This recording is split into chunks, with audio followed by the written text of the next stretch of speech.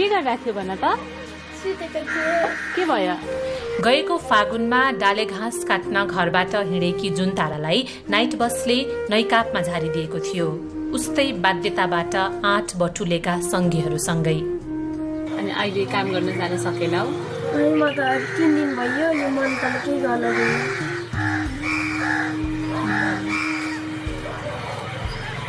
घरमा आमा बाबा अनि डायबिटिज अनि भाउजू अनि भाइ पढ्दैछ अनि म यहाँ आएको। दाइ चाहिँ कहाँ जानुभएको छ? कटार जानुभएको छ कि सेउटी जानुभएको छ त्यो खासै याद आउँदिन। तिम्रो गाउँको नाम? ढवाङ हो तर मेरो गाउँको नाम खारबुन हो। अनि दादा पाखाहरूले घेरेको छ अनि ठुला ठुला खोलाहरू छ अनि यस्ता रुख बिरुवाहरू धेरै छ अनि चरा चरुङ्गीहरूले मजाले घेर्छन्। अरू त्यति नै त हो नि। अनि काठमाडौँ चाहिँ कस्तो रहेछ नि? यो भन्दा त पुरा हाम्रै गाउँ राम्रो छ। गाउँमा त जे खाइन् भयो जे गरेन् भयो।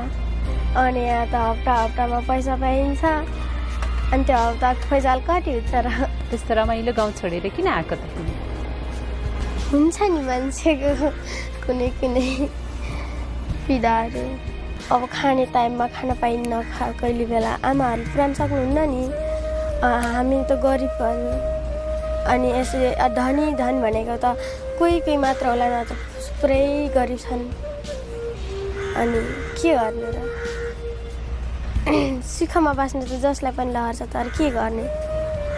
आफूलाई भने जस्तै पुग्दिन त्यही भएर आएको नि। के पुगेन गाउँमा?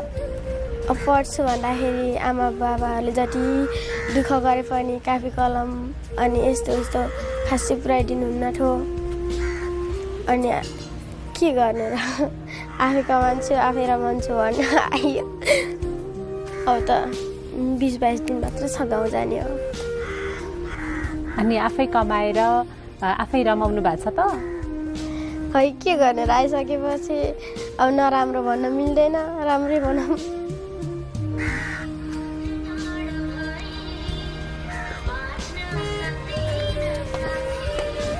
गाउँको दुःख कि यहाँको दुःख? गाउँमा पनि त्यस्तै नै हो यहाँ पनि त्यस्तै नै हो। जहाँ गए दुःख मान्छेलाई जहाँ भए यो दुःख नै त हुन्छ नि। अनि किन कसैलाई चाहिँ सुख कसैलाई चाहिँ दुःख हुने रहेछ? खै के थाहा। यो कुरा त भगवान्लाई थाहा होला, हामीलाई के थाहा र?